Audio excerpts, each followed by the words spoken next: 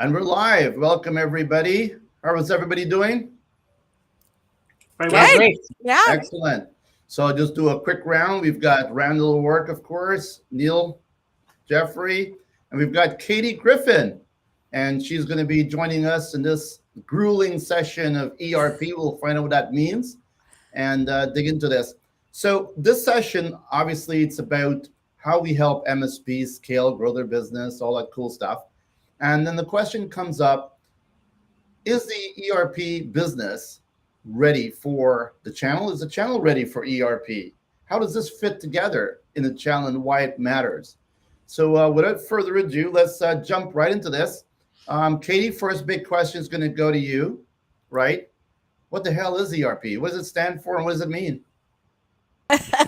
Alphabet soup, right? So Yeah, ERP, by definition, enterprise resource planning. And I think most people hear the word enterprise and they're like, that's not me. That's not my clients. My clients are small, medium-sized businesses. By no way are they an enterprise. And then there's this association to accounting and accounting software that kind of makes people cringe, right? So let's just break it down a little. I mean, an ERP is essentially a software that's going to help a business manage its day-to-day operations, right? It's accounting is something that accountants do. They do your taxes, right?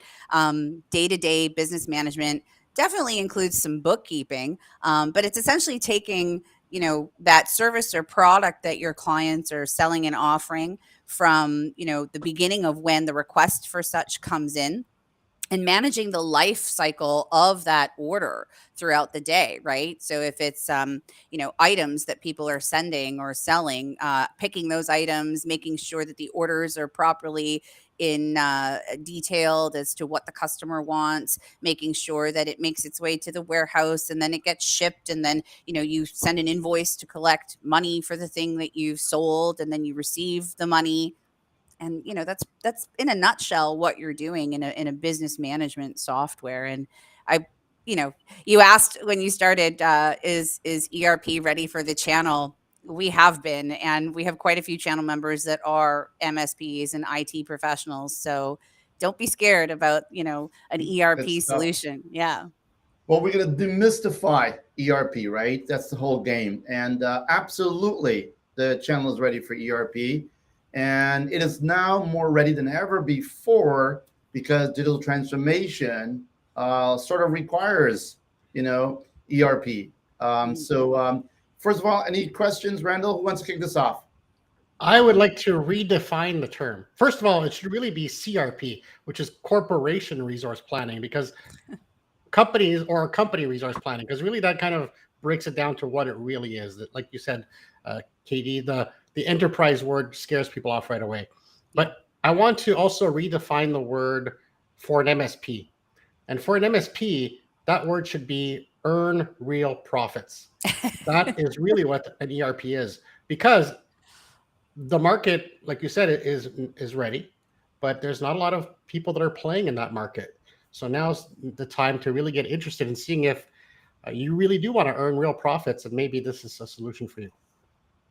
I And like Neil, what that. about ERP in the channel or CRP, I guess?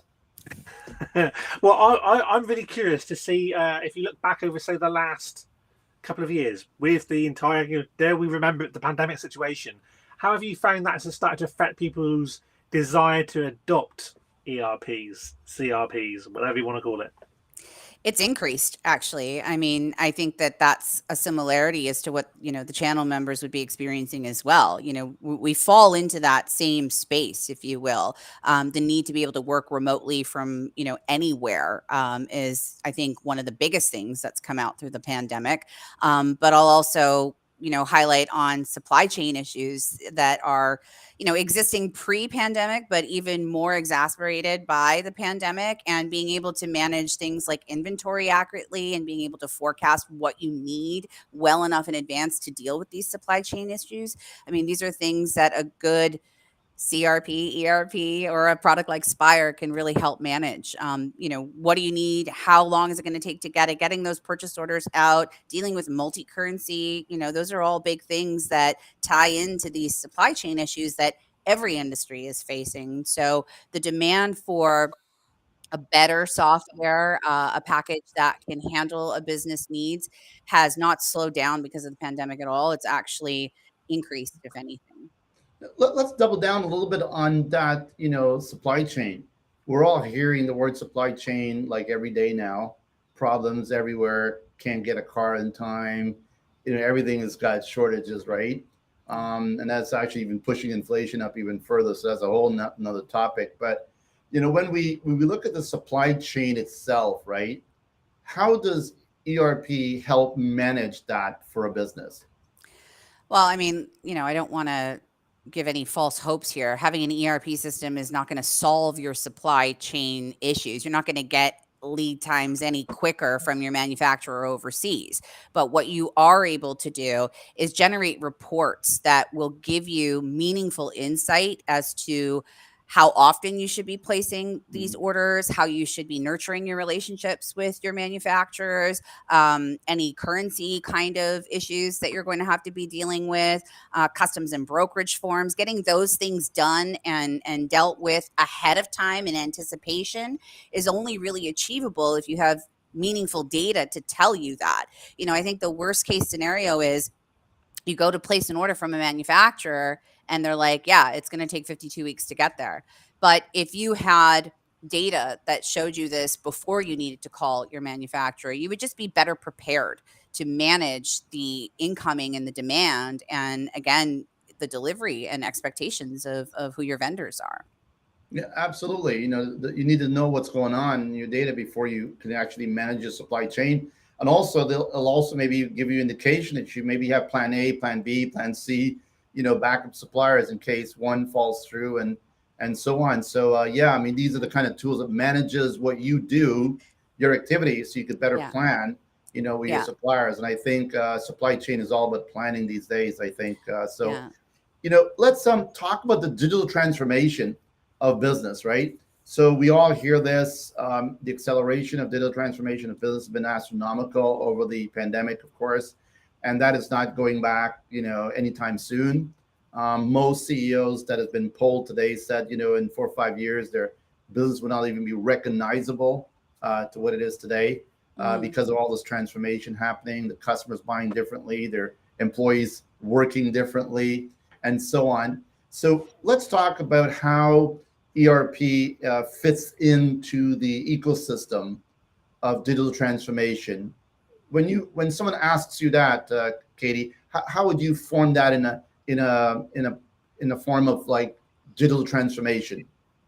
One of the biggest things that I see when people are shopping for software is the amount of manual work that still exists in a business. So keying in orders, keying in information, not so long ago, a lot of softwares, ERPs out there were, claimed to fame that you could do data entry, all keyboard driven, right? I mean, this is an excellent browsing tool. It's a horrible data entry tool, right? And so now we've gone from, oh, keyboard entry, so fantastic, to the need for things like EDI, electronic data interchange, right? And so being able to receive information, either orders or payments or whatever the case may be, and actually not even have to input that information. The amount of human errors that happen, we're all human. We make mistakes. I am famous for my typos. To avoid that increases productivity, increases efficiency. The results of being able to be more automated, whether it's things like data entry or report generation or integration with your e-commerce store. You talked about how everyone's buying differently, right?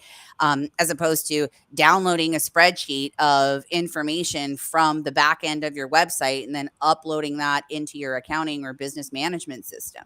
So there's all these different aspects. Paperless is another concept when we talk about digital transformation.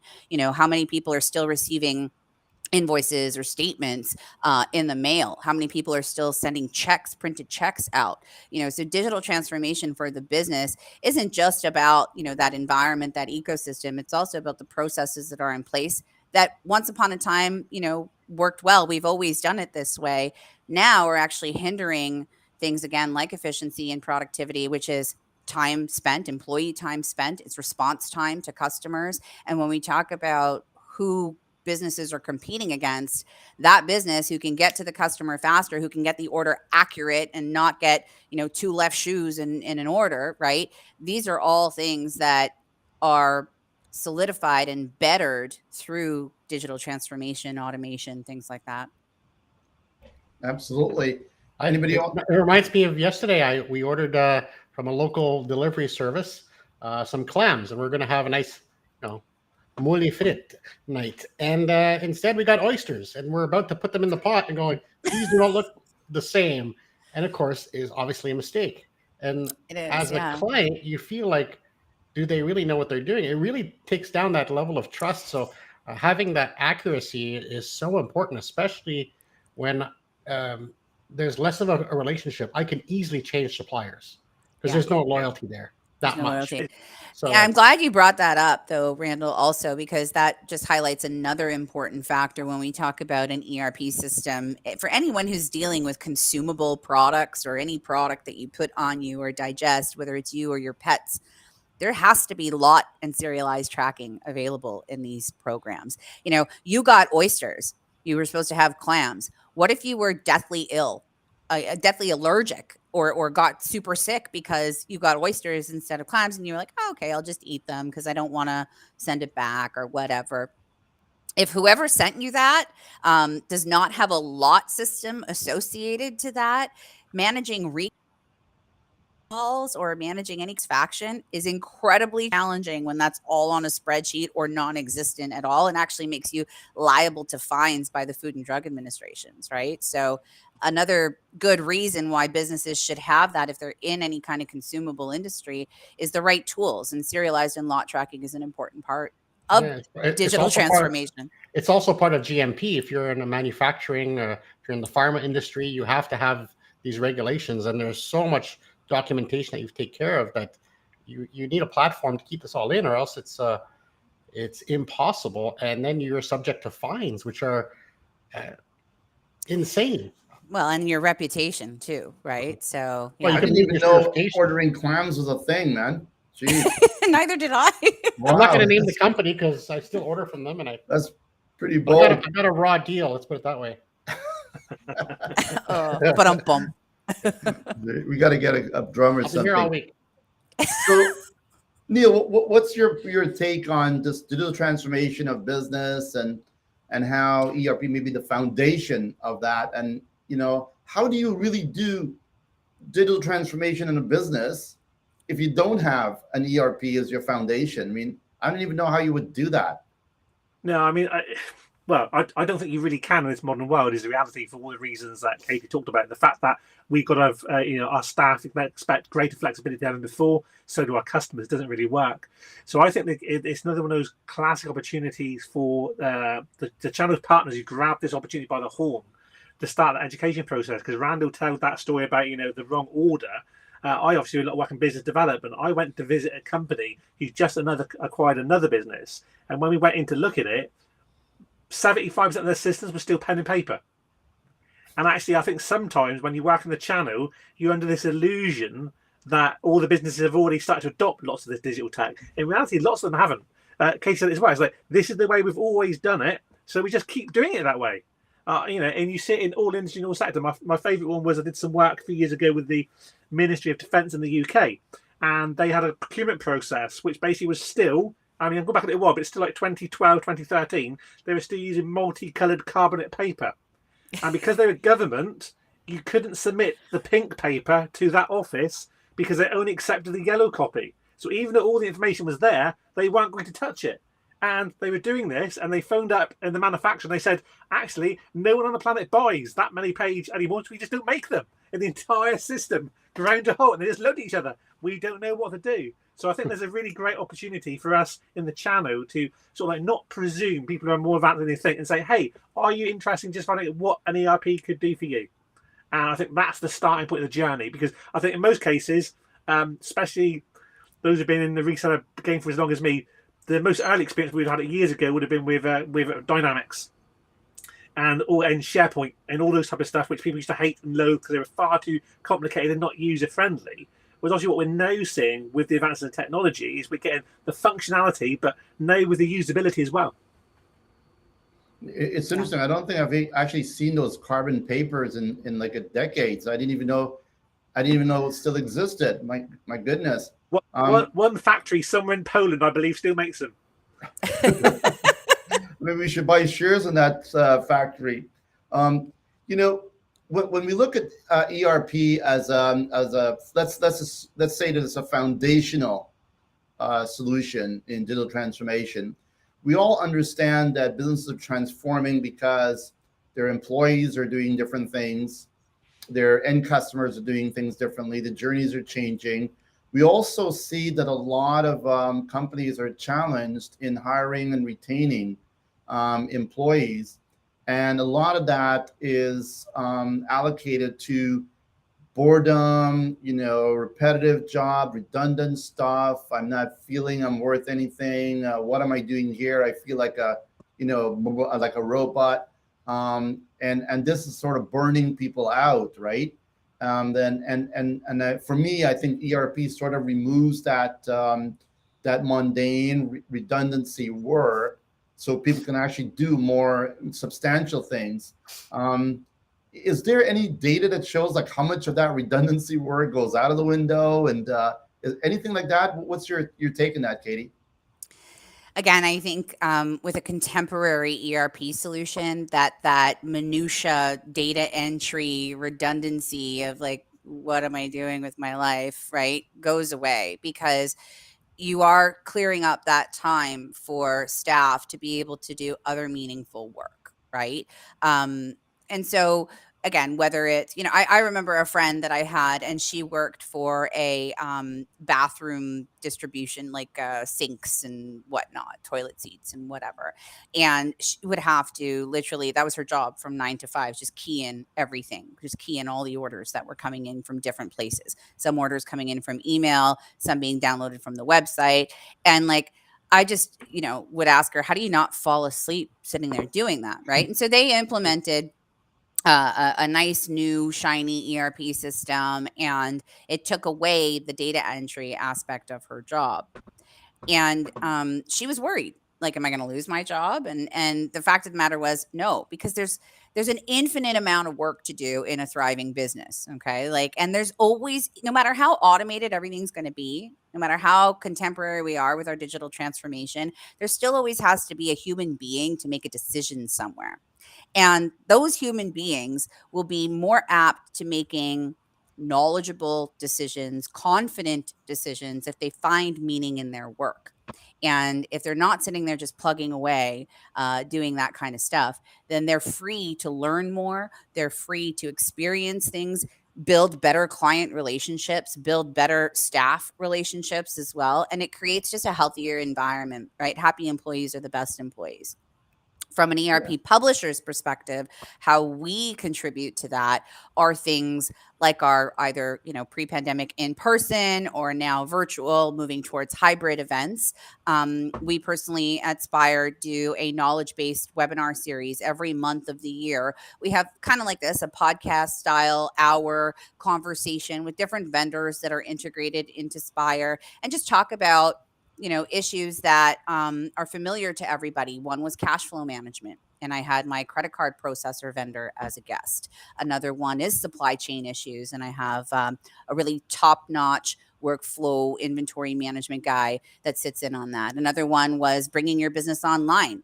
How do you get Spire in the cloud? What are your options there? Because every small business, even though they don't know really what it is, wants the cloud now, right? So, offering these sessions that aren't just like, here's how you do a debit, here's how you do a credit, those things, you can read the user manual, watch a video for that. But engaging and a publisher of an ERP system that, invests the time to create these opportunities will result in people, brand loyalty. It will result in, we love the Spire events. That was a great virtual trade show you guys just did, or I can't wait for the in-person one. It makes them have something to look forward to. Yeah, definitely education is a big part of it, because there's a lot of moving parts, right? Yeah. And I think it's opening the eye to the MSP about, what exactly are all these moving parts, But to double click on the topic of employee retention, we just did a session on that. And everybody is trying to hire people, right? Top talent, retain them. And it's not easy anymore. We got that great resignation thing that's happening with millions of people changing jobs. And when you dig into the data, it's kind of showing like half is already thinking about leaving, and the other half is sort of leaving. I don't even know, how to interpret that. But I think the onus is on the actual company to say, hey, we're changing, right? We're changing. Help us make this transition to a digital first business and make it interesting, right? To the employees that's there, so they don't feel for the next 10 years of their life they've got to do the same thing over and over.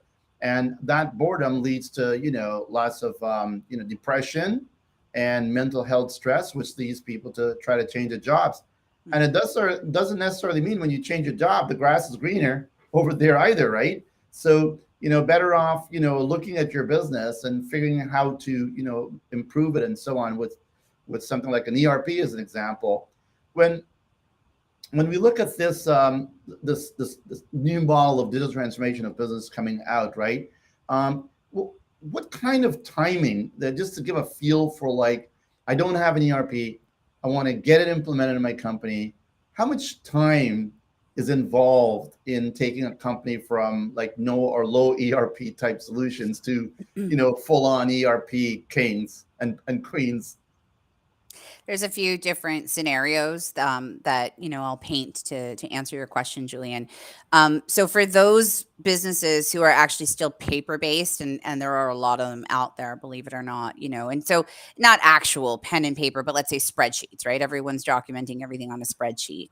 That's actually an easier implementation if you were to speak to consultants that do this day to day, because there's no data conversion required, right? So you can map out the fields, map out the columns, make sure that the data is clean with a few Excel exercises that can be done, and just import it into something like Spire. Now the ERP has to be friendly to imports, right? Not all of them are. Spire is. It does it very well, and so that can happen very quickly. Within a few days, right? The less historical data that a company has, the need to see that in a new system. Some businesses choose to just leave the old system, and all that data in there and revert back to it when they need to. That will shorten the time of an implementation as well. It all comes down to, how do you want to see your reports at the end of the day, right? Do you want to be able to see your sales order history? Do you want to be able to see, your inventory history and things like that in your new system? Some of the more challenging ones are dealing with the antiquated systems. Believe it or not, there are businesses out there that are still using DOS-based software, and extrapolating data from a DOS-based software can be the challenge. Most contemporary ERPs, like Spire, you can easily export, import data into them. But taking that data out of an older software can sometimes be a challenge. And so it's really up to the advisors to sit and say, what is your current ecosystem like? And how do we get that information out of there? But on a general note, I would say that, anywhere from a week to 2 weeks, if all is healthy and data integrity is healthy, operating systems are up to date, infrastructure is up to date, again, are they going to the cloud? What is the scenario looking like? And that's really where, channel members are so important and really should be a process, because that environment, that infrastructure, where they want to be 5 years from now, like, you guys need to weigh in on that stuff, because not every single software out there is going to meet the needs, not just from a day-to-day business operation, but from that ecosystem aspect as well. And to make sure that the implementation time is reasonable and that the customer is happy and everything is running smoothly, we need MSPs as a part of that. We need IT professionals as a part of that. So, without any bumps in the road, it can go, a week to 2 weeks. Depending on the complexity, it could be a little bit longer. It depends. Go, Randall. My question is, this is obviously something that a lot of MSPs might not be familiar with, but it's a conversation that has to be had. And the best way to start a conversation is with a good question. So what are some of the best questions to ask a client to kind of get that opportunity on the table to see that there's a need for it? What would be like one or two questions to get a little sales conversation going or a needs analysis conversation? Yeah. So, most importantly, what are you using currently, right? As I mentioned before, knowing where that data is coming from will have a huge impact on how to move forward. What are three things that you like about your current situation? And what are three things that you don't like about your current situation? I have a whole list of things that we talk about. What are the processes that you have in a day? Again, what does the life of an order look like? Walk me through your day. And then really, and we touched on this a little bit before when we talked about employee engagement and keeping employees. The worst thing that happens is the business owner makes all the decisions and doesn't consult their staff. Their staff are really the ones that are behind the scenes doing that work, or even on the front line doing that work with the systems that are in place. And, there are some very hands-on owners out there, but really the owner really wants to look at the P&L at the end of the day, right? Like, what are my profits? What are my losses? They don't necessarily understand what their team members are going through. So ask those questions to your team members, to your staff also. Like, what do you like about what you're working with now? I often say identify your needs, your absolute needs, your wants, and your wishes. Those are three very different things, right? Mhm. And if you took the time to ask the people within the organization, what are your needs, wants, and wishes, as an advisor, you're then able to say, this software could work really well for you. This one, no. Budget always comes up. It's important to kind of lay out the land there in terms of what the customer is willing to spend. 98% of the time, it's I don't know. And I don't know if they're saying this because we're salespeople and they just don't want to give us that number, but I believe that most of the time people don't know. And the reality is you're not shopping for this kind of stuff every day. So you don't really know what it goes for. And so we talk about selling value versus selling software. And Julian, I've heard you talk about this before too. Like, what is the value? What are they going to walk away with at the end of the day? For somebody, that might be too expensive. And for someone else, it could be priceless. Well, let's talk pricing then for a second. So you've got three buckets in a way, right? You've got the entry level stuff that most people are aware of, and then you got the mid level stuff, things that where you're playing in, and you got these very, very expensive systems. Give us a sense for the pricing range so people in their heads can figure out, what this thing is going to cost them. Sure. So in the entry level world, again, and in the big ERP world, everyone's pushing subscription, right? So you're looking at monthly fees, and those will go up depending on a few things. One, user count is always what increases the cost of any subscription kind of like thing. Some packages out there will also charge you by data set. A data set is a company, right? So some entities have multiple companies. And so if they're having to pay an additional subscription fee for an additional company, that can go up. And so even an entry-level program that shall remain nameless, but is very popular, will start charging you by data set, by user, by add-on. It's kind of like an a la carte thing. The world is your oyster. So you could start off at something like maybe $150 a month, but then it could go up all the way to like $1,000+ a month for an entry-level package that isn't offering you the functionality that you need. Something like Spire, we have a small business edition, and then we have a full business edition. And really the difference is the user count in there. We have on-premise, we have cloud, we also have subscription. So we offer a variety of different ways that one can invest in Spire, because not everybody shops the same way. Not everybody spends money the same way. And we recognize that. So you could invest in Spire owning outright a small business edition for under $4,000, right? And that can go up. Your user count seat goes up. Maybe you need something specific for manufacturing. That will increase the cost. And so you could be looking at something like about $10,000 in terms of software and owning it outright. Whereas our subscription model can be as low as $299 a month, right? And so again, depending on what your requirements are, that can go up in price or stay very low. And then you've got those big ERP packages where businesses are spending not only a high subscription rate, like $2,000, $3,000, $4,000, $5,000, $6,000 a month, But even if they've owned the software outright, they've probably paid something like $70,000 for the software, especially when we look at things that are very industry specific.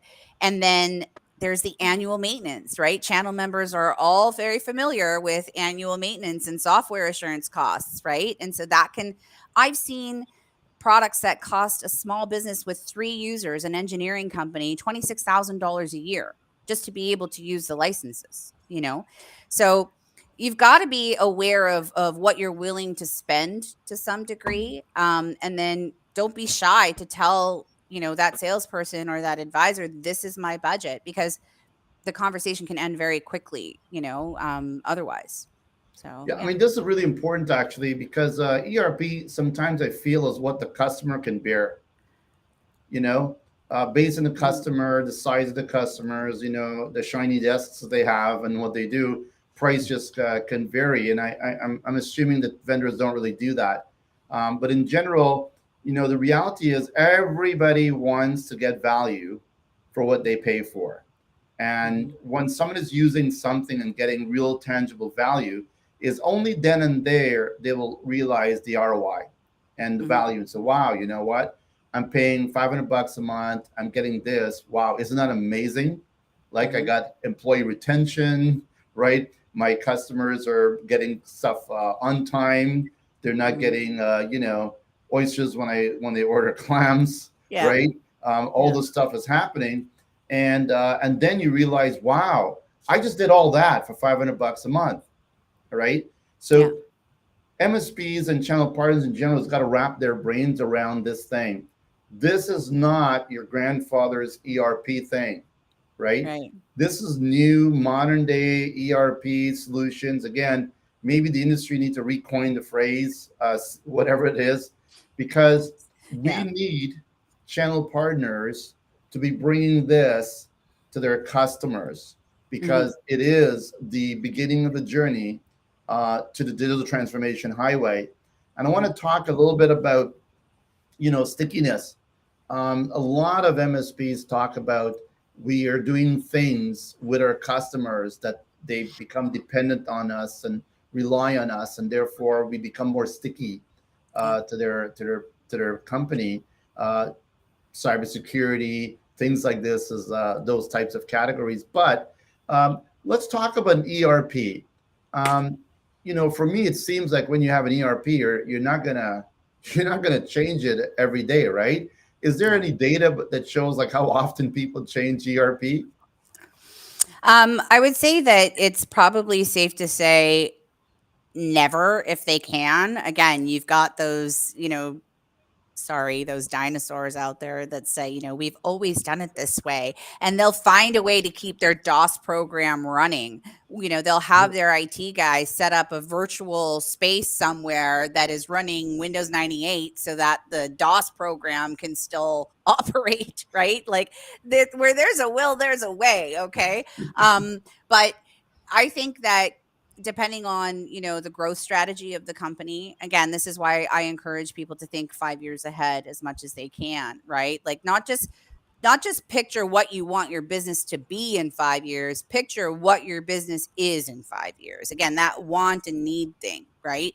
And so people often don't change their software. The reasons why people change their software, I think, is going to answer this for you, right? It's, again, antiquated systems, lack of functionality. Okay. So no inventory management, no lot tracking, no ease of price management, lack of reporting. User interface is a huge reason, actually, right? So if you're looking at something that looks DOS-like, even though it's a Windows-based program, people are just going to get especially if we're talking about turnover and hiring younger people, they're going to look at this and go, what is this, right? So the user experience is huge, and that could be a driving force behind that. Cost, sustainability of the software, moving from a networked system to a hosted environment is another big reason. Think about, your channel members know this. How much is a company spending on infrastructure? That's one of the big reasons why people consider going to the cloud, right? And so whatever that reason is will kind of define how often they're changing. But the growth strategy is the biggest thing. People are outgrowing entry level products, or they've gone overkill with a massive ERP and they need to have something that is scalable. That's a big thing here, right? It's going to grow with me, or I'm comfortable just staying in this space that I'm at. So I think we also have to Makes sense. discuss sunk costs, because a lot of people might be stopped from moving forward or even progress forward because of those sunk costs. They go, I spent so much on my old one. Let's try to make it work. But it's, Yeah. you can't Yeah. modernize, there's only no, so many things you can do to make something work until it becomes even more complicated and more Yeah. prone to breaking. yeah. Well, and you Well, don't know even what the you don't legacy know, costs, right? So Yeah. the legacy costs with having the gatekeepers fighting to maintain these older systems because that's all they know. Maybe the humans in charge of this department don't want change. Yeah. And they're saying, no, don't go there. We've made this investment. We know this. We know the animal, yada, yada, yada. But what they're really saying is that this is all I know, Yeah. right? And this is my job. And this is actually how I earn a living now, is Yeah. by keeping this thing alive. Right. So I think there was a point when they stopped working for the company's best interest, and they're now working for their own job protection. And I would hate to say that humans do this in general, but I think it's fairly common when people are effective with this change. And I really do believe that in this era we're living in a digital first world right now. And while we do feel a lot of digital stuff around us, we're still at the beginning, right? It's still early days. Yeah. And what this is going to be in the 3 to 5 years, if you're not plugged in, good luck, because you're going to be blindsided. There are many, many, many cases of companies that have been blindsided over the years. We all know the big names that have been blindsided. And this is before the digital first revolution, right? And in this digital first revolution, I believe that's gonna compound and accelerate. Mhm. When you look at the MSP perspective, let's jump back in the shoes of an MSP or a VAR or someone like that. So I've never sold them ERP stuff before. Man, this could be like scary stuff, right? Mhm. What do I do? Like, should I even think about this stuff, or should I be focused on cybersecurity? Or how much I need to know about how to implement it before selling it. That's another kind of question that goes along with that. Yeah. Do I have to be an expert to sell it? So once upon a time, all you needed was a heartbeat to sell an ERP. Okay. Today, you need a little more than that. All right. You do have to have a certain competency level. Where we're different, and I know this because I've worked with several other packages before, where Spire is different is, we recognize everybody's good at something, nobody's good at everything. Okay. And the reality is, the channel is the computer guru. You've heard me say this before, and your clients want a one-stop shop where they're going to go. They don't want to deal with 5 different vendors. They trust you. You've proven your trust. So do you have to be an expert? No. Will you become one eventually? Absolutely. We have an entire academy. We have an entire onboarding system. So it's a 19 chapter academy. And that sounds a little arduous, I know, but it's actually not. It's like open book test. Okay. We give you a copy of the software. There's no charge for any of this stuff. Okay. We walk you through. We talk about that selling value versus selling a software. I've given sessions on this to our channel members. We cover a lot of topics in that. We cover also, technical training. We have a plethora of resources just for the channel member, not necessarily for the end users. The end users also have resources, but we dedicate so much more to the channel. Let's get one thing straight. We only sell through the channel. We don't sell directly to the end user. So we are very reliant on our channel, and we need to empower our channel and be able to, give them those experiences where that knowledge is going to be absorbed. Knowledge is not transferred in a spreadsheet. It's transferred through a series of experiences, right? And so as an MSP, if you want to experience this and help position yourself as an advisor, as a trusted person that your client can come to, we will back you up. We provide the tech support either to the channel person themselves if they want to be that involved. We also have a direct support that the channel member can sell to the end user, and the end user can get direct support from us. We always involve the channel member, right? So there's always opportunity for them. And if selling and supporting an ERP is just not something that you want to do, you can recommend our program and our software, and we have programs in place to recognize you for doing those things, right? So do you have to be an expert? No. Let me tell you, like, my history, I was in marketing for a long time. I'm horrible at math.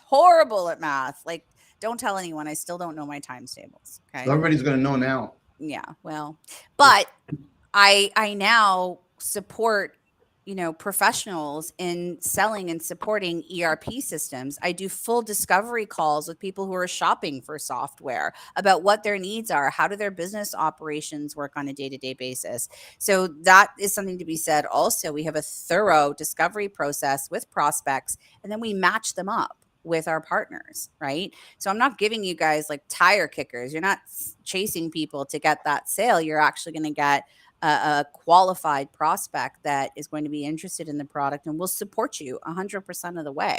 So, don't be scared. I mean, software is software, and you guys work with all different kinds of softwares already, right? And so peer-to-peer education as well is a huge thing. We have a great channel that plays nice together. I get to work with all of our channel members, and I all the time encourage them to talk to each other and to work together. Often they'll collaborate. You'll have somebody who is more of a techie guy and someone who's more of an accounting guy, and they'll go in on something together and support each other, So don't be scared. There's nothing to be scared of.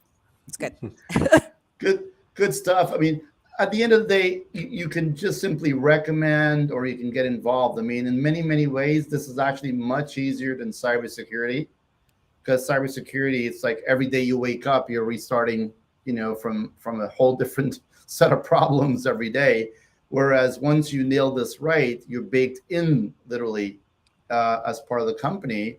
And as Katie pointed out, ERP is one of those things that people don't change, obviously, very often.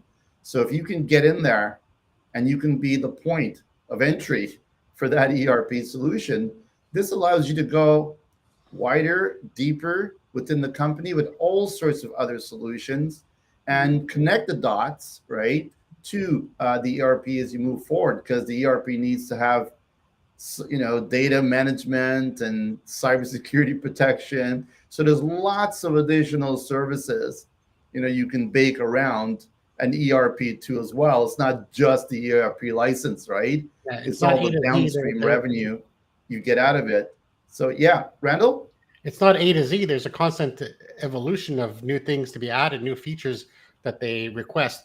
But I guess my question, if I can remember, because I just lost it, but I can't think of it anymore. I got to. You're going to help him out here. I was literally thinking in terms of thinking again from the MSP side is that it's very important the way they build their internal systems to be able to best service this offering. So I'm thinking of that traditional split between your hunters and your farmers and your sales team. This is perfect for the farmers. So you've got that business, you've got that established relation. It should be a cool part of the profile of that business. You're going to ask them about their software stack. And it's like, okay, how are you managing your business process systems? And the minute they start dropping in multiple tools, whoa, hang on a minute. Yeah. And then, like you said, that combines with being kind of like, because you're on the inside loop and you can build that out. So I think this is another little challenge for sales directors out there managing their teams. They're saying, right, okay, who are the best individuals? Because I think that you want this to be on the farming side of the business rather than the hunter. I think it's a lot harder to kick that door down because they're scared of what they received. But if you pass it to the guys who are farming and growing your accounts, those guys have already got the relationship. They've already got that opportunity to just go, hey, let's just chat about something you may not have thought about for a while. Have you looked at ERP? And if they go, yes, we did it 10 years ago. No, you've not looked at ERP. You've looked at where ERP has come from. It's like saying, if I don't buy a car which is 10 years old and say it's brand new, it's like we need to move you forward. So my kind of where my brain's going at, as Katie's been given all this information, is how do I as an MSP get that into my sales team, into my marketing team, the best position is to advocate for it. Because once we can do that, then everything which you're saying, Julian, about actually, they're not going to change. They're going to stick with you. I'd be very surprised if you do your job and the system is credible. They're not going to change in 10, 15 years because it's too much hassle.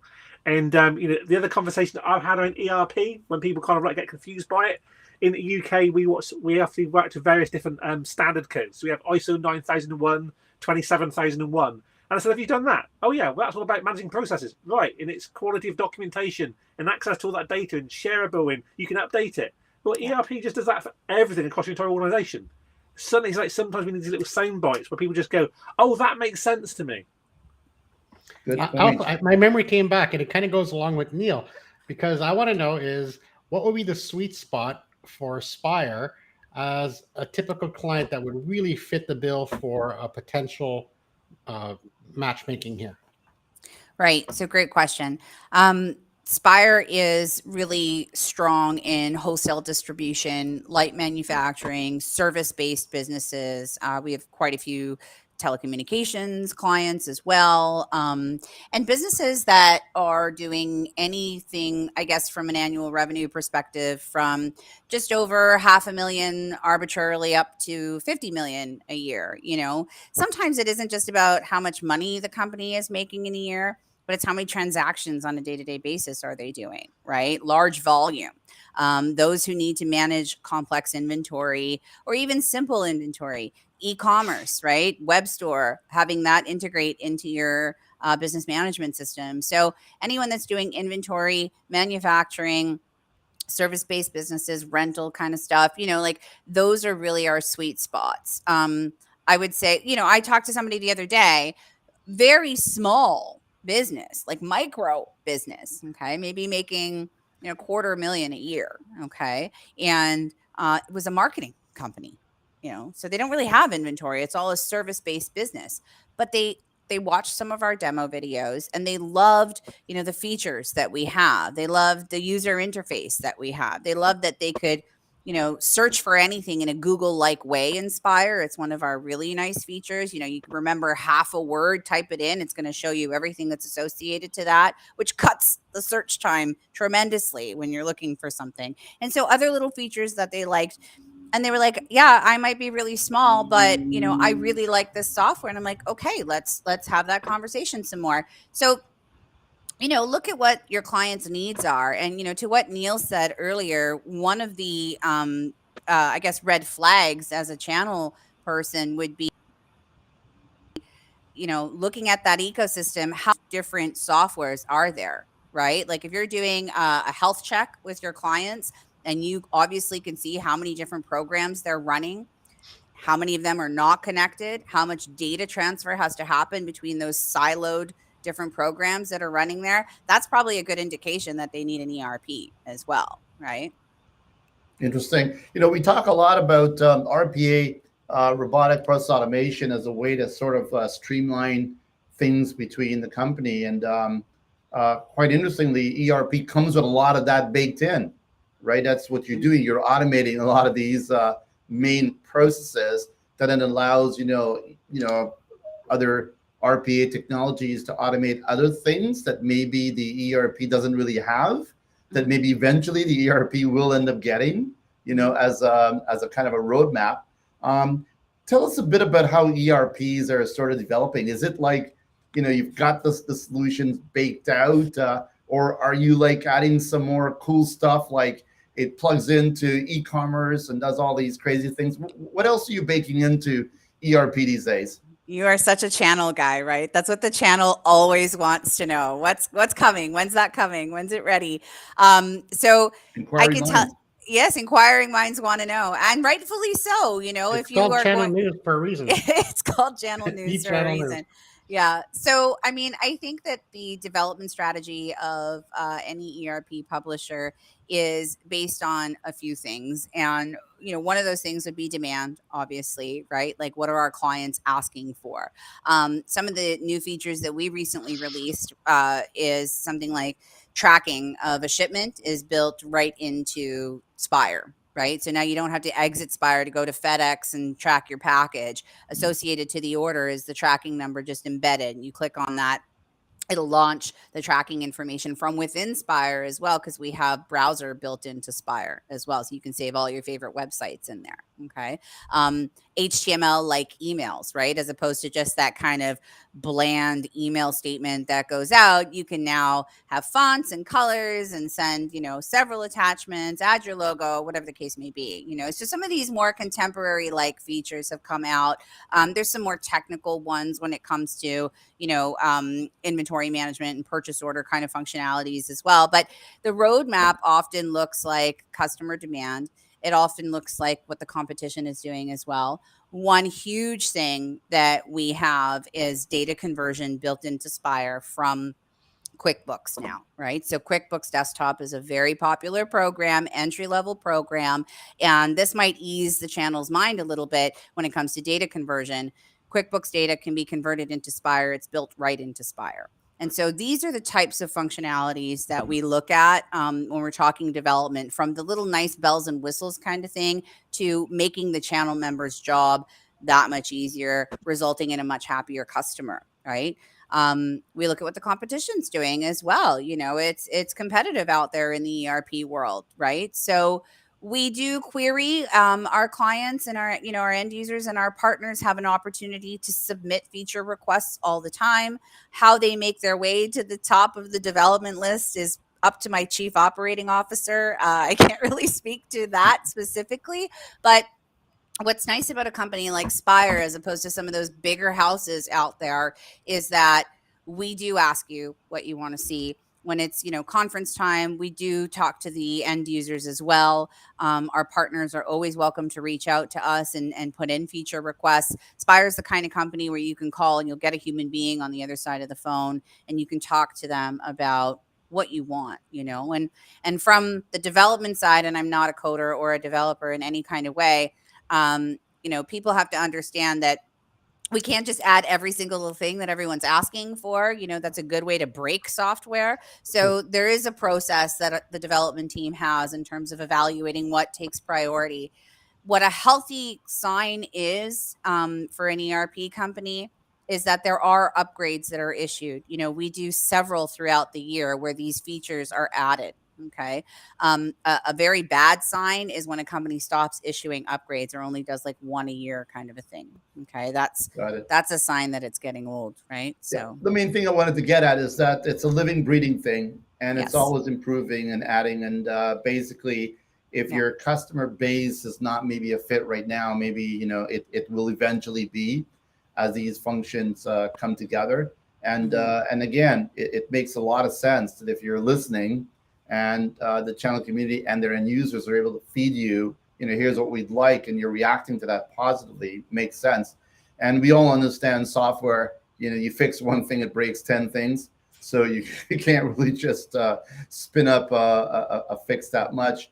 I don't want to talk about too much about the security aspects of ERP and in the cloud, but being in the cloud and all those things, I'm assuming you've got something around it that protects it from all the various hacking stuff. They have McAfee How do you antivirus. guys use security with ERP?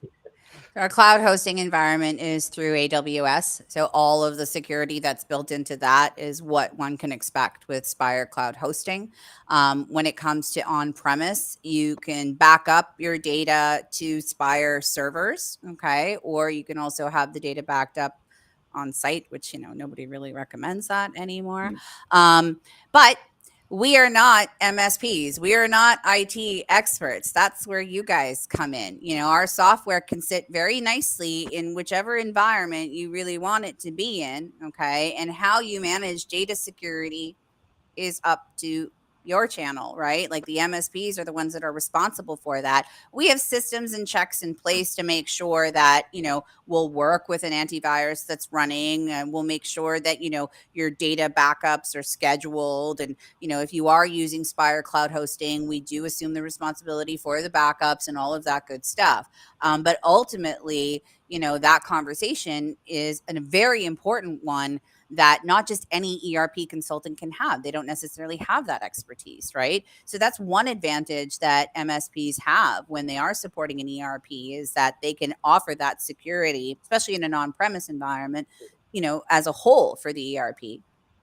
Yeah, that's the downstream revenue, channel, folks.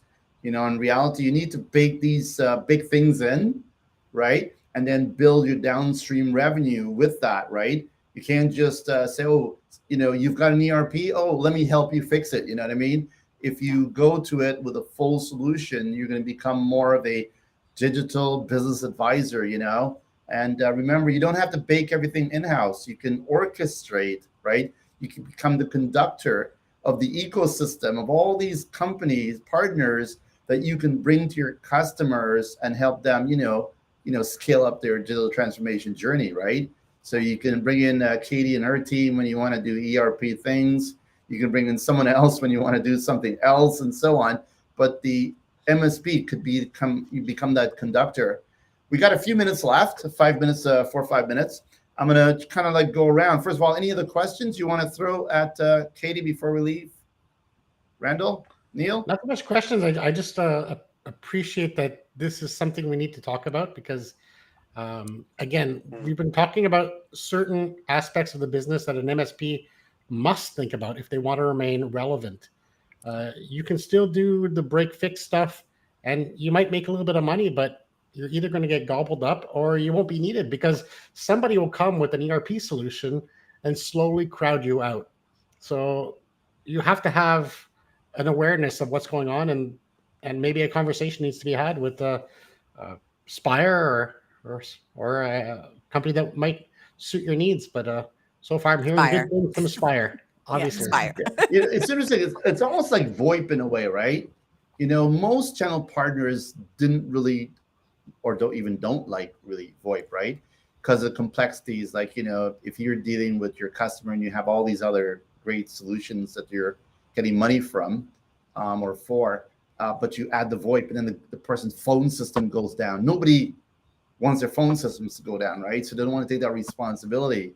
But now VoIP is like, breathing oxygen. You have to do it. And if you don't do it, your competitor will. And once your competitor has that VoIP solution in there, then they have a foothold, and then they can do all the stuff that you can do. So it's like you got to get in there fast and furious. I mean, speaking for myself, if I was an MSP, I'd certainly be doing it, and I'll be doing VoIP. And even if I don't know how to do VoIP, I'll be partnering with someone who knows how to do VoIP. Same for ERP and so on. Neil, what's your last question? What I'm going to say is randomly, I haven't got a question at this point, really. It's just a reflection of to thank Katie for coming on and shining the spotlight, because all the reasons you just said, Julian, which is what we need to do is we need to recognize that this is the next stage of the evolution. This digital first isn't just a label. In the same way we add value-added resellers, become service providers, this is the next evolution. We don't want to have 5 different suppliers ordering bits and pieces. We want that one trusted partner. And I find it slightly ironic because I always go back to my early days in the channel. One of the things we always used to use in like sales conversation is don't think of us as a supplier. We're an extension of your business. We're your virtual IT team.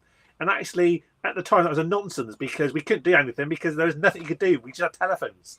Whereas now, with all this technology, it really is a case of actually, no, a good MSP is going to be so embedded into that team that they'll feel that they're a perfect cultural fit. And ERP, and other products in particular, which we talked about in the previous episodes, are the core ones of this new model. Because once you're on board, if you think of ERP, you go, I'm not going to change that frequently.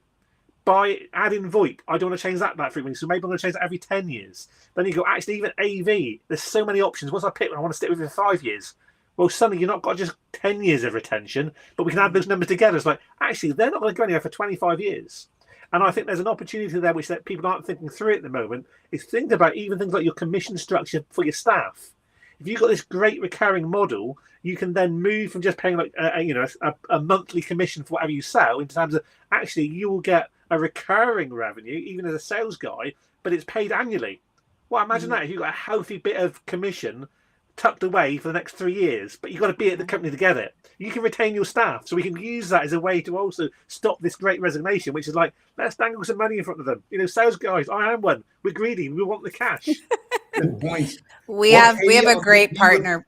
Yeah, we have a great The last word, Katie. Yeah, sorry, Julian. MSPs, why it matters to MSPs. What's your last take on it? You know, we've got a great partner program. We really appreciate the word partner. So we're there to support you. We've got great recognition for it, whether you're referring or you become a part of the channel. And this isn't new. Many of my channel members are full service providers, you know, all IT stuff, all MSP stuff, and they were ahead of you. They adopted Spire as an ERP, and they are that one-stop shop. So, you know, call me, email me, let's have a conversation. There's nothing to be afraid of. Spire's a great product and a great company to partner with. Thanks for the opportunity. Excellent. And I do know, you know, Katie's actually not a bad singer as well. We did sing a duet once in a while. And and now you know she wasn't very good at math, but look what she's doing now, selling ERP. So Katie will pick the next song, and maybe we'll record this and share it with everybody. So you're so talented.